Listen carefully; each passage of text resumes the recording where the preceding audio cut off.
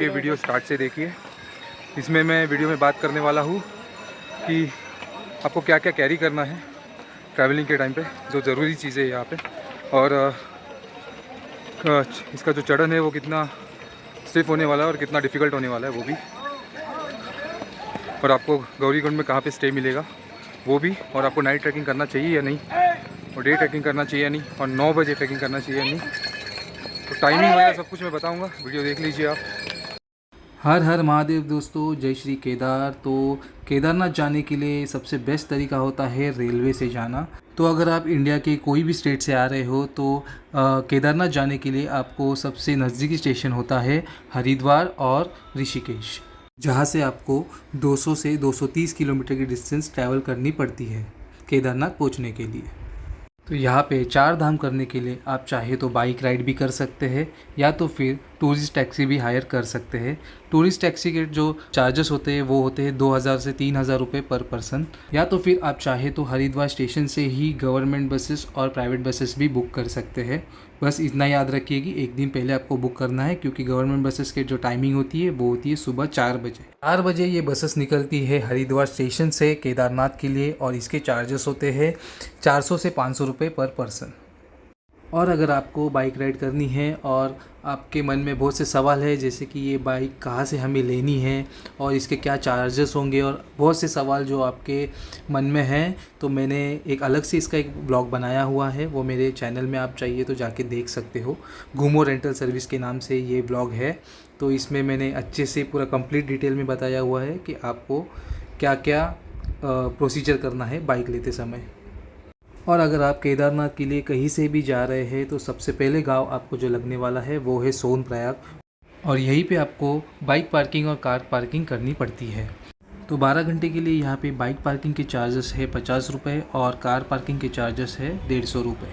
और अगर आप यहाँ से कोई भी प्राइवेट गवर्नमेंट बसेस से आ रहे हैं तो आपको सोनप्रयाग में ही उतरना पड़ता है, और यहाँ से लगभग 1 किलोमीटर चलकर जाना पड़ता है गौरीकुंड के लिए। तो आपको यहाँ से शेयरिंग, यहाँ पे ऐसे बोलेरो मिलेंगे, 50 रुपीज़ पर पर्सन लेते। ये आपको छोड़ेगा गौरीकुंड सोनप्रयाग से, जो 5 किलोमीटर के डिस्टेंस पे है। जिस दिन आप सोनप्रयाग पहुँचते हैं आप चाहे तो सोनप्रयाग में ही स्टे कर सकते हैं, या तो फिर गौरीकुंड तक आइए और वहाँ पे भी आप स्टे कर सकते हैं। कोशिश कीजिए कि आप गौरीकुंड तक कैसे भी करके पहुँचे, जिससे आपको नेक्स्ट डे के लिए ट्रैकिंग के लिए टाइम आपका काफ़ी बच जाएगा। और गौरीकुंड हो या सोनप्रयाग हो, आपको 500 से 1000 रुपये के बीच में ही रूम्स मिल जाएंगे। गौरीकुंड से 500 मीटर ट्रैक करते ही आपको देखने मिलेगा गवर्नमेंट का ये ऑफिस जो होता है घोड़े खच्चर बुक करने के लिए। और अगर आप चाहें तो इनसे डायरेक्टली बात भी कर सकते हैं और नेगोशिएट कर सकते हैं रेट्स। इसके जो रेट्स होते हैं वो पर पर्सन के हिसाब से होते हैं और वेट के हिसाब से होते हैं, आपके वज़न के हिसाब से होते हैं। पर पर्सन के हिसाब से इसके जो रेट्स है वो है 1500 से 3-4 हज़ार रुपये लगभग लग जाते हैं। तो आप अगर नेगोशिएट कर सकते हैं, कम करा सकते हैं, तो डायरेक्टली भी बात कर सकते हैं या फिर उनके ऑफिस में भी बात कर सकते हैं। कहा जाता है कि गौरीकुंड से केदारनाथ का जो ट्रैकिंग है वो 16 किलोमीटर का है, लेकिन मेरे एक्सपीरियंस के हिसाब से मैं कहूँगा कि ये 16 से 22 किलोमीटर के रेंज का ट्रैकिंग है, जिसकी डिफ़िकल्टी लेवल मैं कहूँगा कि मीडियम से लेके हाई लेवल पे है। तो अगर आपको ट्रैकिंग करनी है इजीली, तो सबसे बेस्ट सजेशन मैं दूंगा कि आपको ट्रैक करते वक्त बड़े बड़े पैर नहीं डालने, लंबे लंबे पैर नहीं डालने, छोटे छोटे पैर से ट्रैवल कीजिए, छोटे छोटे कदम बढ़ाइए। इससे क्या होगा, आपको थकावट नहीं होगी। और ये स्टिक ज़रूर लेना, ये यहाँ पे मिलता है 20-30 रुपये, कोई 50 रुपये बोलते हैं, कोई 40 रुपये बोलता है। तो आपको बार्गेनिंग करना पड़ेगा आपके हिसाब से। हमने तो 30 में लिया बार्गेन करके, हमें 50 बोल रहे थे गौरीकुंड में। दूसरी बात, आपको ट्रैक करते वक्त और एक डिफ़िकल्टी फेस करनी पड़ेगी, वो है घोड़े खच्चर की। हर 2 कदम पे आपको घोड़े ऐसे पीछे दिखेंगे जो आपके स्पीड को ब्रेक कर सकते हैं। तो ऑप्शन नहीं है, वो रुकना ही पड़ेगा। और हम तो निकले थे 9 बजे सुबह, तो भीड़ बहुत है। अब 9 तारीख है अक्टूबर का, तो यहाँ पे ट्रैकिंग पे हमें भीड़ बहुत दिख रही है। आगे पता नहीं क्या होगा। ये देखो, हर 2 मिनट पे आपको घोड़े खच्चर दिखेंगे। तो आपको ऐसे साइड देना पड़ेगा उनको, क्योंकि वो लोग बहुत स्पीड में जाते हैं, तो हमारा स्पीड जो है वो ब्रेक हो जाता है। बट ठीक है, ऑप्शन नहीं है, करना ही पड़ेगा ये। और घोड़े खच्चरों को अगर आपको अवॉइड करना है तो आप नाइट का ट्रैकिंग भी कर सकते हैं और अर्ली मॉर्निंग कर लीजिए। 4-5 बजे 3 बजे निकल जाइए ट्रैकिंग के लिए, वो भी एक बेस्ट ऑप्शन है। ये टाइम पे मत निकलिएगा। गौरीकुंड से केदारनाथ पहुंचने तक आपको हर 500 मीटर से 1 किलोमीटर के डिस्टेंस में ऐसे कुछ कट्टे देखने मिलेंगे, सीटिंग अरेंजमेंट देखने मिलेगी, जहां पर आप ट्रैकिंग करते समय यहां पे रेस्ट ले सकते हैं आराम से, कितनी मर्जी चाहे उतनी देर। और ये हर 500 से 1 किलोमीटर के डिस्टेंस में है। साथ ही साथ आपको टॉयलेट की फैसिलिटीज़ भी देखने मिलती है हर 1 से 2 किलोमीटर के डिस्टेंस पे केदारनाथ पहुँचने तक। सो दोस्तों 2 किलोमीटर ऊपर आने के बाद आपको कुछ ऐसे नज़ारे देखने मिलेंगे, वो दिखाता हूँ आपको। ये पीछे आप देख रहे हो, बहुत ही खूबसूरत नज़ारा है। अब आंखों से देखोगे पागल हो जाओगे। ये सिर्फ 2 किलोमीटर ऊपर आने पे है गौरीकुंड से। अब चलते ऊपर आगे, और हाँ रुक रुक के आइएगा, इसका जो इम्पोर्टेंस है वो मैं आपको आगे वीडियो में बताता हूँ। तो अभी तक थकावट की बात करें तो इतनी हुई नहीं है, क्योंकि मैं वही टेक्निक यूज़ कर रहा हूँ, थोड़ा थोड़ा धीमे धीमे पैर। तो वो यूज़ करोगे टेक्निक तो थकावट फील नहीं होगी आपको। चलते आगे, अब देखते हैं आगे का स्पॉट क्या है। तो आप कुछ इस तरीके से पालकी भी ले सकते हैं, इसका शायद चार्जेस 10,000 रुपये है एक टाइम का। और घोड़े खच्चर भी ले सकते हैं ऐसे। तो ये आप बीच में से कहीं से भी ले सकते हैं, ऐसा ज़रूरी नहीं नीचे से लेना है गौरीकुंड से, ऊपर से भी ले सकते हो। तो किसी किसी की मन्नत ऐसी भी होती है, तो ये आपने यूट्यूब पे या रील्स पे देखा ही होगा मैं शायद। तो ये भी हमें वहाँ मिल चुके हैं। इनकी यात्रा कुछ ऐसी है। हम उस स्पॉट पे पहुँच चुके हैं जहाँ पे पिछले साल 2024 में सितंबर में बाढ़ जो आई थी, और जो टूटा था पुल वो यही था, ये वाला, ये आप देख सकते हैं। तो इसी कारण की वजह से पिछले साल हमारा भी ट्रिप कैंसिल हो गया था। हम पिछले साल सितंबर में आने वाले थे, लेकिन उसके जस्ट 1-2 हफ्ते पहले ही ये सीन हो गया, तो हमें कैंसिल करना पड़ा। तो अब हम आए अगली साल, मतलब इस साल 2025 के सेम सितंबर नहीं अक्टूबर में। तो ये कुछ ऐसे फ्लो है, और फिलहाल तो ऐसे ब्रिज बना हुआ है तो प्रॉब्लम नहीं है। यही से हुआ था वो मेन लैंडस्लाइड।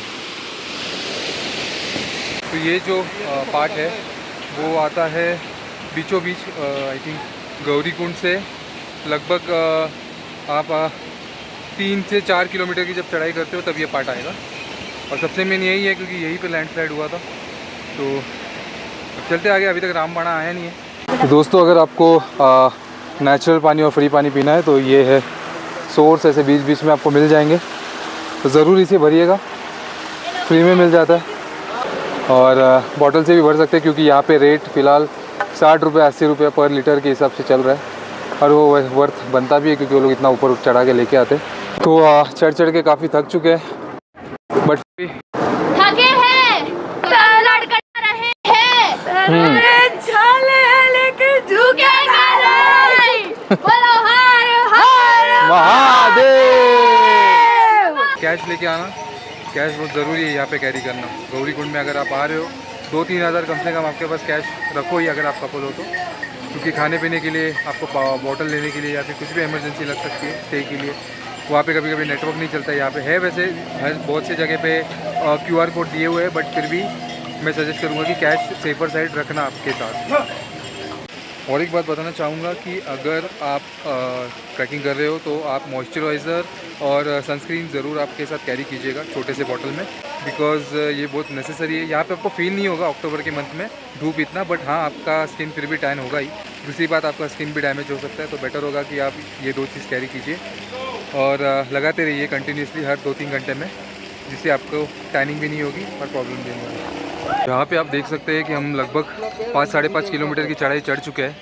केदारनाथ मंदिर 10.5 किलोमीटर पे है, और छोटी चिंचोली जो है वो है 3.5 किलोमीटर पे, बेस कैम्प 9 किलोमीटर पे, और भीमबली 25 किलोमीटर दिखा रहा है, शायद ये 2 किलोमीटर, पता नहीं। अब देखते हैं, रामबाड़ा भी अभी तक आया है नहीं।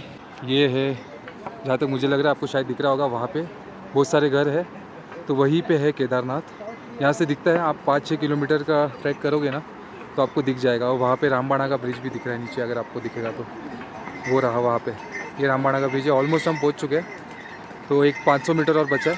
उसके बाद रामबाड़ा ब्रिज के बाद असली चढ़ाई स्टार्ट होगी, जो ऊपर हमें जाना है वहाँ पे।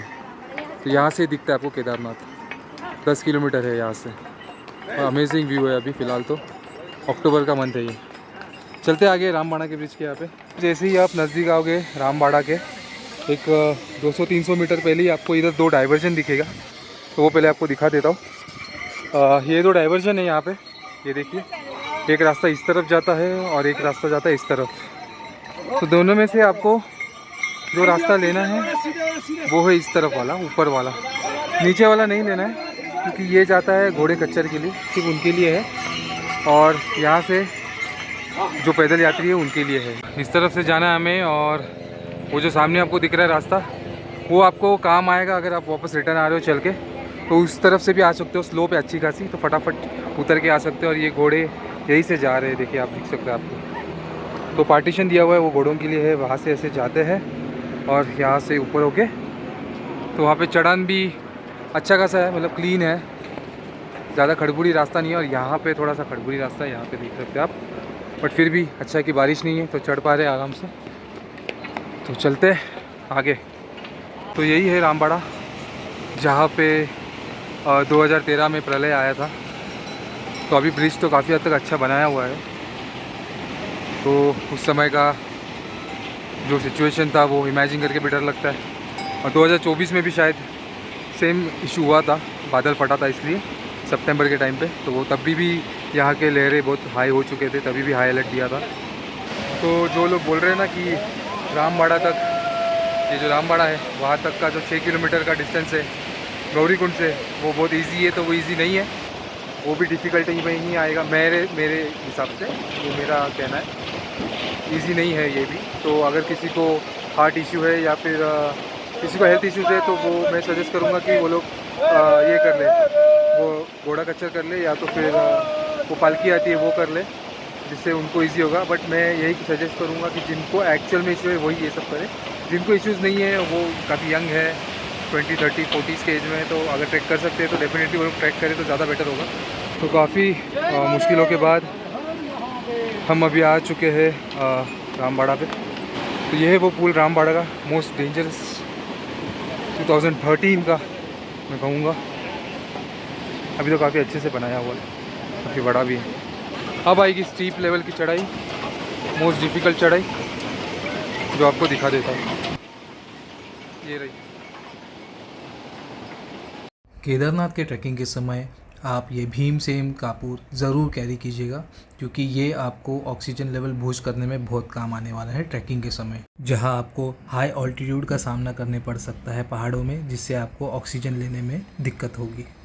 तो दोस्तों मैं और एक टेक्निक बताना चाहूँगा आपको ट्रैकिंग के लिए, जो आपको शायद इजी पड़ सकता है। वो कब पड़ेगा आपको इजी? जब आप रामबाड़ा क्रॉस करोगे, उसके बाद जो एक खड़ी चढ़ाई बहुत स्टार्ट होती है 10 किलोमीटर की, उसमें आपको बहुत काम आएगी। तो वो मैं बताता हूँ अभी बैक कैमरा करके आपको। तो देखिए बता देता हूँ, यहाँ से जो जिगजैग आ रहा है ना रास्ता, इसमें क्या कीजिए, अगर आप उस कॉर्नर से स्टार्ट कर रहे हैं ट्रैकिंग, तो ये कॉर्नर पे आके रुकिए, फिर ब्रेक लीजिए 30 सेकेंड्स या 1 मिनट का, फिर यहाँ से स्टार्ट कीजिए, यहाँ से इस कॉर्नर पे आके रुकिए, फिर ब्रेक लीजिए 30 सेकेंड से 1 मिनट का, फिर वहाँ से स्टार्ट करके अभी हम जहाँ खड़े हैं ऐसे आइए, यहाँ रुकिए, फिर अगेन यहाँ से जो वहाँ तक जाएगा, जो एंड होगा वहाँ से टर्न होगा ना, वहाँ पे जाके रुकिए। ऐसे ब्रेक लेके जाइए, जिसमें आपको काफ़ी अच्छा और इजी पड़ेगा ट्रैकिंग करने के लिए। और 30 सेकेंड से 1 मिनट का ब्रेक लीजिए, जिससे आपको थकान भी फील नहीं होगी। तो आप वीडियो में ये देख सकते हो, ये जो है ये रास्ता नया है, जो वहाँ से स्टार्ट होता है। और ये जो रास्ता आप देख रहे हो ना वीडियो में, ये पुराना रास्ता है जो 2013 के पहले चालू हुआ करता था, तो अभी इसे बंद किया गया है और ये वाला रास्ता चालू किया है। तो वो थोड़ा इजी भी था और शायद नज़दीक था 2-3 किलोमीटर से, तो अभी ये थोड़ा डिस्टेंस बढ़ गया है इसका, बट ठीक ही है, अब जाना तो है, दूसरा ऑप्शन है नहीं, चलते हैं। केदारनाथ आने के लिए हेलीकॉप्टर सर्विसेज भी अवेलेबल है, जिसके पिकअप लोकेशन होते हैं फाटा, सरसी और सीतापुर से। कोशिश कीजिए कि आप इसे 2-3 महीने पहले ही एडवांस में बुकिंग करें इस ऑफिशियल वेबसाइट से।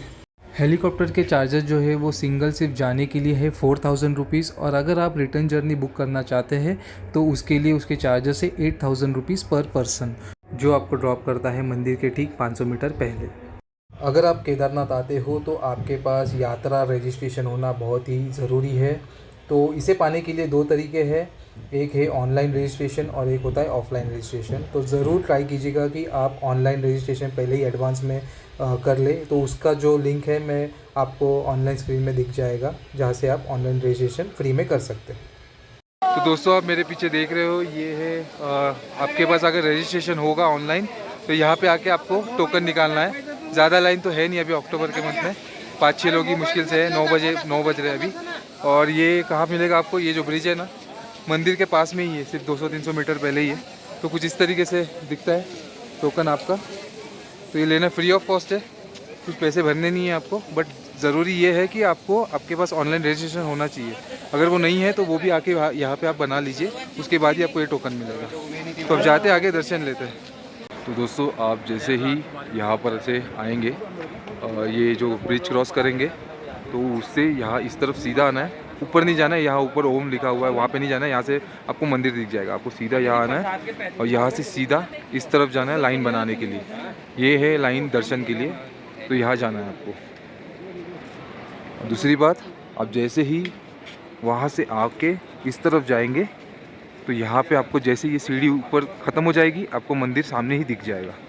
अगर आप केदारनाथ ज्योतिर्लिंग को छूकर दर्शन लेना चाहते हैं तो इसका जो समय होता है वो होता है सुबह 5 बजे से लेकर 12 बजे तक दोपहर के। उसके बाद 12 से 3 कपाट बंद होते हैं और 3 बजे फिर खुलते हैं, जो खुला रहता है 9 बजे तक। लेकिन उसमें सिर्फ आपको मुख दर्शन लेने मिलेगा, आपको छूने नहीं मिलेगा। कोशिश कीजिएगा आप सुबह लाइन में 2-3 बजे ही लग जाए, जिससे आप कपाट खुलते ही आपका दर्शन 1-2 घंटे में हो जाए। तो अभी आप शाम की भीड़ देख सकते हो, यहाँ पे लाइन बिल्कुल भी नहीं है। तो डायरेक्टली आप यहाँ पे आके लाइन बना सकते हैं, जो कि मुझे लगता है हार्डली आधे घंटे के अंदर आपका दर्शन मुख दर्शन हो जाएगा। ये शाम का समय है, शाम के समय आपको सिर्फ मुख दर्शन मिलेगा, आपको छूने नहीं मिलेगा। छूना है अगर तो आपको 12 बजे के पहले ही, सुबह के 12 के पहले लाइन में लगना पड़ेगा। हर साल केदारनाथ के कपाट 6 महीने के लिए खुले रहते हैं और 6 महीने के लिए बंद रहते हैं। स्नोफॉल के कारण अप्रैल से मई मंथ के बीच इसके कपाट खुलते हैं और ठीक 6 महीने बाद इसके कपाट बंद होते हैं भाई दूज के दिन, दिवाली में। केदारनाथ में आने के लिए सबसे सही समय माना जाता है अप्रैल से जून तक और अक्टूबर से नवंबर तक, बारिश जाने के बाद। कोशिश कीजिएगा कि आप यहाँ पे मानसून सीज़न में ना आए, क्योंकि यहाँ पे लैंडस्लाइड के चांसेस बहुत ज़्यादा बढ़ जाते हैं। और अगर आप अक्टूबर के मंथ में आते हैं तो आपको -डिग्री के टेम्परेचर आप फील कर सकते हैं। ये आपको अभी दिख रहा है ओम का स्टैचू, काफ़ी बड़ा है, 10 फुट का तो होगा, 10-15 फुट का। और वहाँ पे इसी के सामने आपको दिखेगा 100 मीटर पे मंदिर। ठीक आपको मंदिर के पीछे ही देखने मिलेगा भीमशिला। तो ये वीडियो में तो आपको छोटा दिखेगा, लेकिन आप जैसे सामने से देखेंगे काफ़ी बड़ा है ये। मंदिर से 50 मीटर और आगे आने पर आपको देखने मिलेगा श्री आदि शंकराचार्य जी की समाधि, जिन्होंने इस मंदिर को लगभग 1200 साल पहले ढूंढकर फिर से बनाया था। ओरिजिनली माना जाता है कि इस मंदिर को बनाया गया है 5 पांडवों के द्वारा। तो यहाँ पे बहुत सारे होटल स्टे के ऑप्शंस भी आपको मिलेंगे मंदिर के पास, अच्छे हैं, बट वही है कि थोड़े कॉस्टली है। और ये सब होटल के जो रेट्स है वो है 8 से 10 हज़ार सिर्फ 2 से 3 लोगों के लिए। तो आपको बार्गेनिंग करना पड़ेगा, वो लोग वैसे ही पूछते हैं। बट हाँ, टेंट वगैरह आपको यहाँ पे सस्ते में मिल जाएगा नज़दीक मंदिर के, 500 से 1000 के बीच में पर पर्सन के हिसाब से। तो वो भी आप डॉर्मेट्री में रह सकते हैं या फिर सिंगल टेंट लेके रह सकते हैं। खाने पीने की भी व्यवस्था यहाँ पे दी गई है, स्टॉल्स वगैरह बहुत कुछ लगे हुए हैं। तो आप जैसे केदारनाथ मंदिर से आओगे ना, भैरवनाथ मंदिर के लिए जो रास्ता है, यहाँ से सीधा अगर आप जाओगे ना तो यहाँ पे जाता है भैरवनाथ का मंदिर का रास्ता। उसी के बगल में नीचे की तरफ आपको भंडारा मिलेगा, 2 मई से 23 अक्टूबर तक का है। तो आप इसका भी लाभ उठा सकते हैं। तो अगर आपको चाहिए तो आप आके यहाँ पे भंडारा में खाना खा सकते हैं।